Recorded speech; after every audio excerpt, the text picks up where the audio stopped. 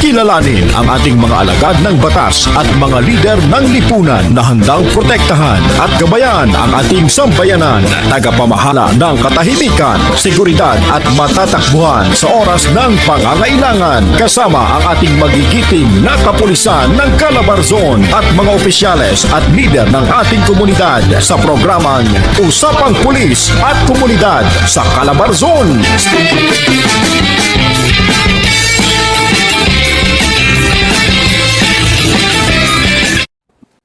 Isang maganda at mapagpalang araw po sa lahat ng ating mga taga-subaybay sa Calabarzon, sa buong Luzon, Visayas at Mindanao at sa iba't ibang panig ng mundo. Ngayon po ay araw ng Miyerkules dito sa Pilipinas. Ika-19 ng Hunyo taong kasalukuyan. Narito na po ang programang bubusog sa inyong agahan sa umagang ito.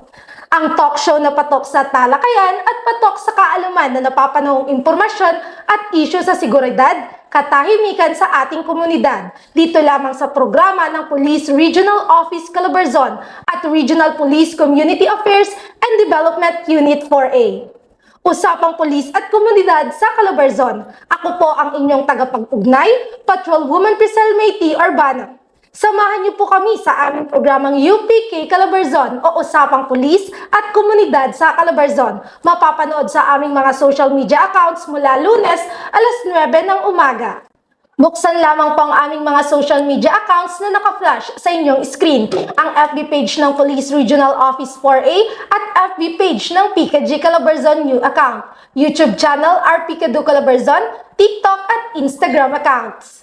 Sa ngalan po ng 14,000 strong members ng Police Regional Office Calabarzon, sa pamumuno ng aming Regional Director na si Police Brigadier General Paul Kenneth T. Lucas at sa Director ng PKG, Police Brigadier General Restituto Arcangel. Muli, magandang araw sa inyong lahat. At para naman po sa nais dumulog sa inyong pambansang pulisya ng mga reklamo at sumbong, bukas po ang aming tanggapan upang kayo ay matulungan. Maaari kayong tumawag o mag-text sa isumbong sa numerong 0917-847-5757 at 0919-160-1752 or mag-comment dito sa aming PNP Complaint Hotline Facebook page. Ngayong umaga ay makakasama naman natin at makakapanayam ang Provincial Coordinator ng PRO4A, My Brothers Keepers Philippine na si Pastor Juni Austero ng Christ the Living Water Fellowship. So welcome po Pastor dito sa UPK Calabarzon. Kamusta po kayo Pastor?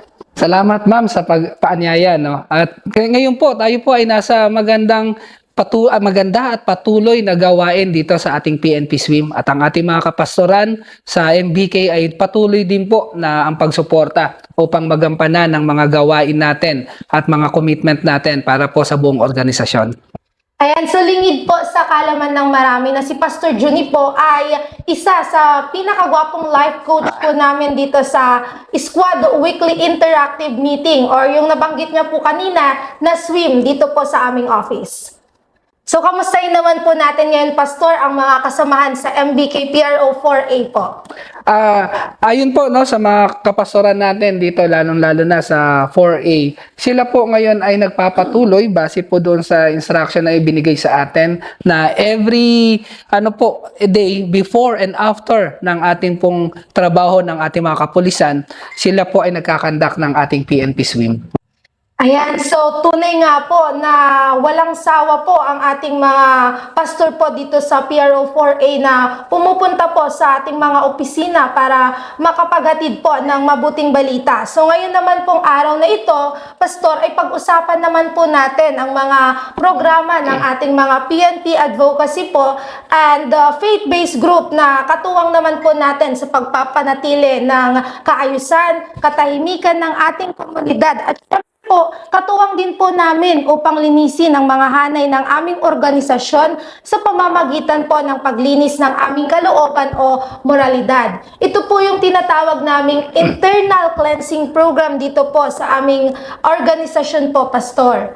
Kung inyo pong matatandaan, noong 2016 po, during Duterte administration, marami po ang men in uniform po ang nasuspinde na reassign, kinasuhan sa korte, na dismiss sa serbisyo dahil sa pagkasangkot po sa illegal po na gawain at mga iskalawag po, dahil ito po ang isang pangako ni President Duterte po noon na lilinisin ang hanay po ng PNP. So upang matugunan ang problemang ito, kasabay nito ay mapalakas ang moral ng mga tauhan ng PNP.